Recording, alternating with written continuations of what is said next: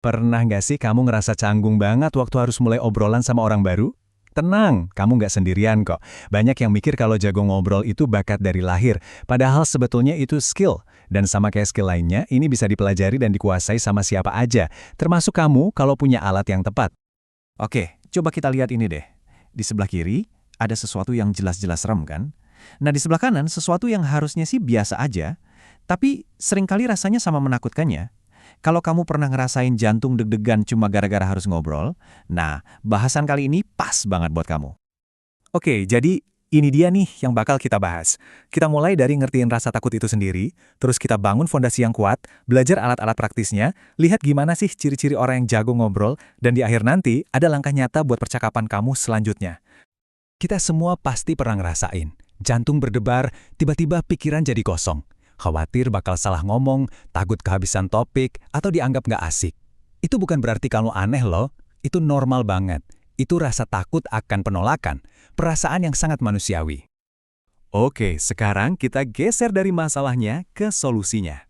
Kabar baiknya adalah, percakapan yang hebat itu bukan bakat dari lahir. Ini adalah skill yang bisa dilatih. Kuncinya itu ada di pola pikir atau mindset kita. Fondasi yang kita bangun bahkan sebelum kita mulai ngomong. Nah, fondasinya ini punya 4 pilar utama. Pertama, kejujuran. Jadilah diri kamu sendiri, bukan versi yang kamu pikir orang lain pengen lihat. Kedua, sikap yang benar. Masuk ke obrolan dengan niat yang baik dan positif. Ketiga, dan ini penting banget nih, minat yang tulus pada orang lain. Dan yang terakhir, keterbukaan. Mau berbagi sedikit tentang diri kamu, supaya mereka juga nyaman. Oke, fondasinya udah kuat nih. Sekarang waktunya kita isi kotak peralatan kita. Ini adalah beberapa teknik praktis yang bisa langsung kamu coba di obrolan kamu berikutnya. Dan kita mulai dari yang paling penting dari semuanya. Jadi intinya tuh ini, bukan soal apa yang mau kamu omongin, tapi seberapa baik kamu mendengarkan. Ini aturan emas yang sering banget kita lupain. Sebelum kita mikirin mau ngomong apa, kita harus kuasai dulu seni mendengar. Ini tuh dua arah loh. Waktu kamu benar-benar dengerin orang lain, kamu seolah-olah ngasih sinyal. Kamu itu penting buat aku, dan omongan kamu berharga. Nah, ini secara alami bakal bikin lawan bicara kamu jadi lebih terbuka, dan jadi lebih pengen dengerin kamu juga. Coba deh perhatiin, bedanya jauh banget kan antara dua pertanyaan ini. Yang di kiri itu pertanyaan tertutup. Jawabannya paling cuma iya atau enggak. Terus obrolan jadi berhenti. Dead end. Tapi yang di kanan, pertanyaan terbuka, itu justru ngundang pendapat, ngundang cerita. Ini bukan lagi interogasi, tapi undangan buat diskusi.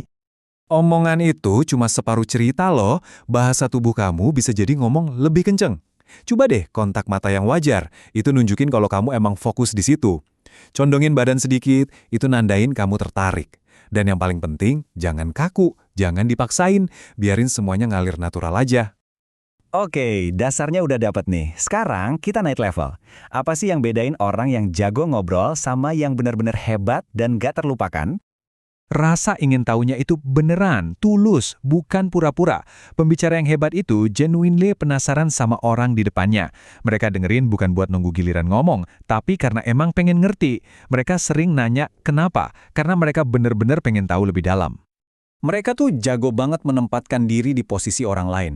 Mereka nggak cuma dengar kata-katanya, tapi juga coba ikut ngerasain apa yang lawan bicaranya rasakan. Inilah yang bikin koneksi emosionalnya jadi dalam banget. Dan mungkin ini ciri utamanya ya, buat seorang pembicara hebat, lampu sorotnya itu selalu ngarah ke lawan bicara. Mereka mungkin cerita pengalaman pribadi, tapi itu pun cuma kalau nyambung. Tujuan utamanya selalu bikin orang lain merasa didengar dan jadi pusat perhatian. Wah, udah banyak banget yang kita bahas ya, dari mindset sampai teknik-tekniknya. Sekarang, bagian paling penting nih, gimana caranya semua ini diterapin di dunia nyata? Mungkin hari ini juga. Nggak usah dibikin ribet, kita bikin simple aja jadi 3 langkah yang bisa langsung kamu praktikan. Pertama, coba deh perhatiin porsi kamu ngomong sama dengerin. Kedua, siapin 1 pertanyaan keren yang nggak bisa dijawab cuma pakai ya atau enggak. Dan ketiga, pas mereka jawab, bener-bener dengerin. Itu aja intinya. Setiap obrolan itu kesempatan buat bikin jembatan, buat belajar hal baru, dan buat terhubung sama orang lain dengan lebih dalam.